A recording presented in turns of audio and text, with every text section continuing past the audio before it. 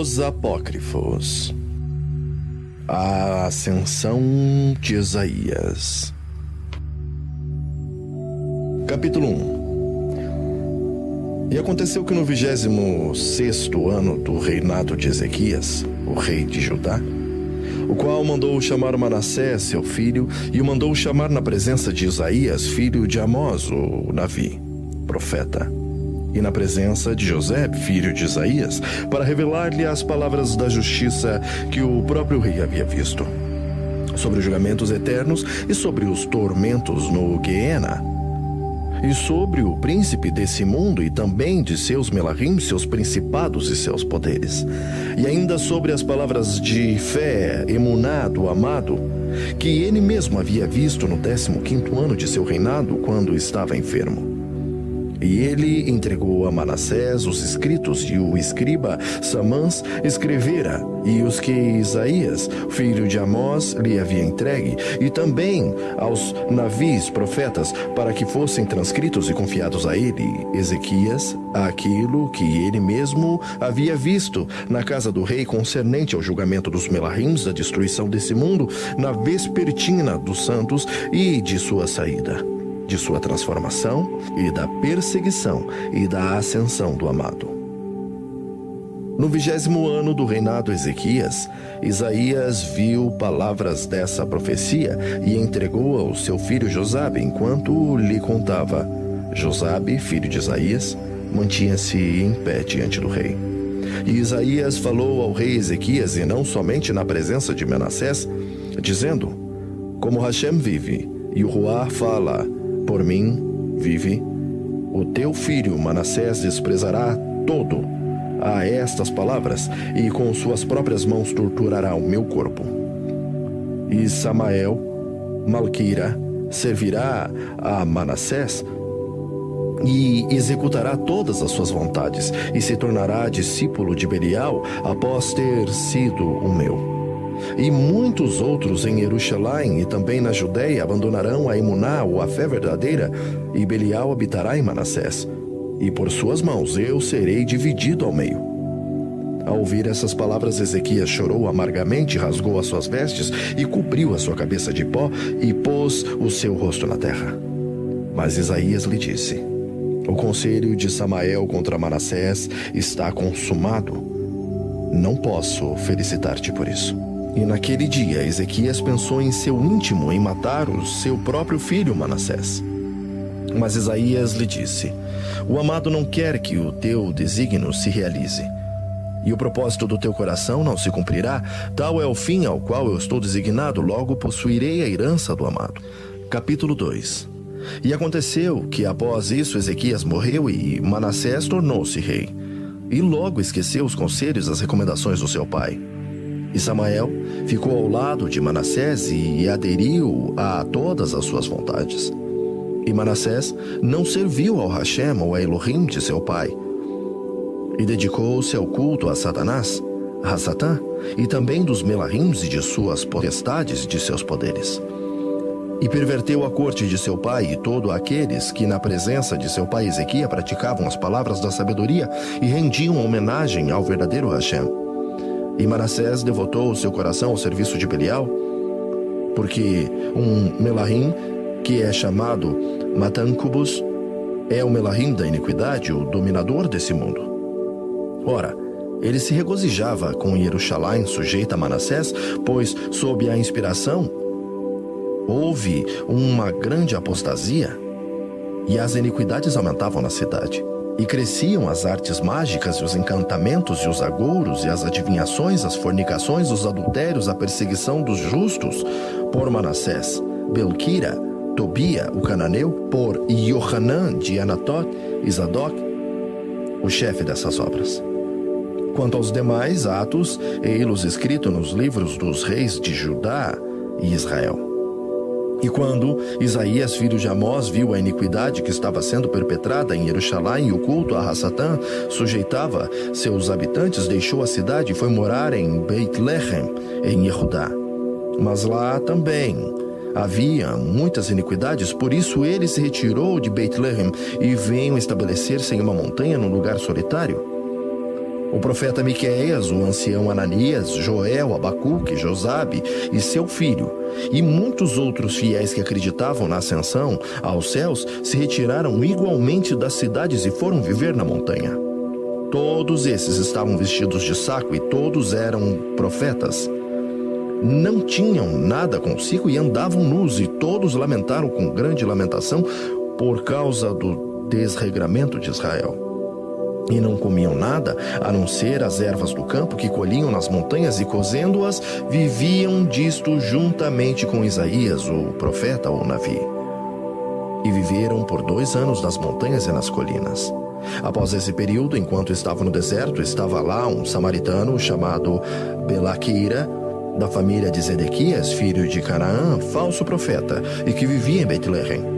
Zedequias, filho de Canaã, era parente de seu pai. Fora este Zedequias que, na época de Acabe, rei de Israel, havia desviado 400 profetas de Baal e amaldiçoara até esbofetear o profeta Miqueias, filho do profeta amado. Mas ele próprio acabou sendo condenado por Acabe, e Miqueias foi posto na prisão com o profeta Zedequias. Encontraram-se lá com Acaziu, filho de Almerem, Elias, o tesbita, da raça de Galad, amaldiçoou Asaías e Samaria, e predisse que Asaías morreria na cama com uma doença causada por uma queda, castigo justo para um príncipe que mandara degolar os profetas de Adonai. E quando os falsos profetas da montanha de Joel, que estavam com Asaías, filho de Acabe, da montanha de Joel, entre os outros, Abquira, parente de Zedequias, quando dizia eu, os falsos profetas ouviram falar de Isaías, persuadiram a Asaías e a acreditar no Elohai de Acren, de Miqueias e de Belaquira. Capítulo 3. E Belaquira reconheceu e viu o lugar onde se encontravam Isaías e os profetas que estavam com ele, pois ele morava na região de Betlehem e era dedicado a Manassés, e profetizava falsamente em Jerusalém, e muitos o seguiam em Jerusalém, apesar de ser samaritano. E aconteceu que Salmanassar, rei da Assíria, veio e aos de Samaria levou cativos e os dispersou nas províncias da Média e ao longo do grande rio Eufrates. Este, Belaquira, quando ainda jovem, fugiu e foi para Jerusalém nos dias de Ezequias, rei de Judá. Mas não andou nos caminhos de seu pai, pois temia Ezequias. Foi encontrado falando iniquidades em Jerusalém nos dias de Ezequias. E um dos servos de Ezequias o acusou, mas ele se retirou para a região de Betlehem, onde persuadia a muitos. E Belaquira acusou Isaías e os profetas que estavam com ele, dizendo: Isaías e aqueles com quem eles estavam profetizavam ou profetizam contra Jerusalém e contra as cidades de Judá, que elas seriam devastadas, e contra os filhos de Judá, Benjamim, e que elas iriam a cativeiro, e também contra ti, ó majestade, que tu irás preso com ganchos e correntes de ferro. No entanto, profetizaram falsamente contra Israel e Judá. Moshe disse: ninguém pode ver a Elohim e viver, mas Isaías diz: eu vi a Elohim e ainda está vivo. Saibas, portanto, ó rei, que ele está mentindo. Isaías ousou chamar Jerusalém de Sodoma e os príncipes de Judá e Jerusalém de Gomorra. E Belaquira levantou muitas mentiras contra Isaías e os profetas antes de Manassés. Mas Belial habitou o coração de Manassés e no coração dos príncipes de Judá e Benjamim, e dos eunucos e dos conselheiros do rei. E as palavras de Belaquira agradaram muito ao rei, e ele enviou seus guardas para prender Isaías. Porque Belial estava bastante irritado com Isaías, por causa das suas visões, e por causa também pelo modo como expôs a Samael. E porque através dele, a vinda do amado desde o 7º céu se tornara conhecida, e sua transformação, sua descida entre os homens. Como ele deveria ser transformado, isso é, a semelhança de homem, e a perseguição com a qual ele seria perseguido, como haveria de ser rejeitado, e os tormentos que ele iria sofrer nas mãos dos filhos de Israel. A vinda e o ensino de seus 12 emissários, e também a sua morte no madeiro, na véspera do Shabá, e que seria pendurado entre 2 ímpios, e acerca da sua sepultura. E os 12 que estarão com ele serão ofendidos por sua causa, e serão colocados guardas para vigiar o seu túmulo. E o Melahim estará no céu no fim dos tempos. E o Melahim Gavriel, do Ruach HaKodesh, e o Arque-Melahim Michael, Miguel, descerão do céu e virão no terceiro dia para abrir o seu sepulcro. E o amado, assentado nos ombros dos serafins, virá e enviará os seus 12 emissários. E eles anunciarão a todos os povos e a todas as nações a ressurreição do amado, e aquele que crerem na sua mensagem serão salvos. E ele subirá novamente ao sétimo céu, de onde viera.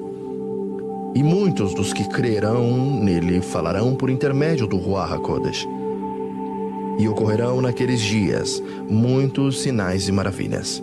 E após isso, na véspera de seu segundo advento, os seus talmidins abandonarão a doutrina dos 12 emissários, sua emuná, seu ahavá e também a sua pureza. E haverá muitas discussões na véspera do seu último advento. E muitos naqueles dias lutarão pelos cargos sem ter a sabedoria que os tornem dignos deles. E haverá muitos anciãos iníquos e pastores oprimirão as próprias ovelhas. Os santos pastores negligenciarão seus deveres mais sagrados. E muitos mudarão a honra de suas nobres vestes de santos pelas vestes daqueles que possuem riquezas. Haverá distinção de pessoas e muitos procurarão os homens que são amantes desse mundo. Haverá também calúnias e vanglória antes da aproximação de Adonai, e de muitos será retirado o Ruach HaKodesh. E naqueles dias não haverá muitos navios ou profetas, a não ser aqui e ali, em diferentes lugares, alguns que anunciarão as grandes verdades por causa do roar do erro, fornicação, vanglória e da avareza, que haverá naqueles dias. Alguns a quem se chamar servos do único, receberá esse único. E surgirá grande ódio entre os pastores e os anciãos, aí a cobiça será o sentimento dominante, pois cada um dirá apenas o que lhe for agradável aos seus ouvidos. E não farão caso algum dos navios que vieram antes de mim. E estas minhas visões também não serão levadas em consideração, pois falarão segundo ao impulso de seus corações.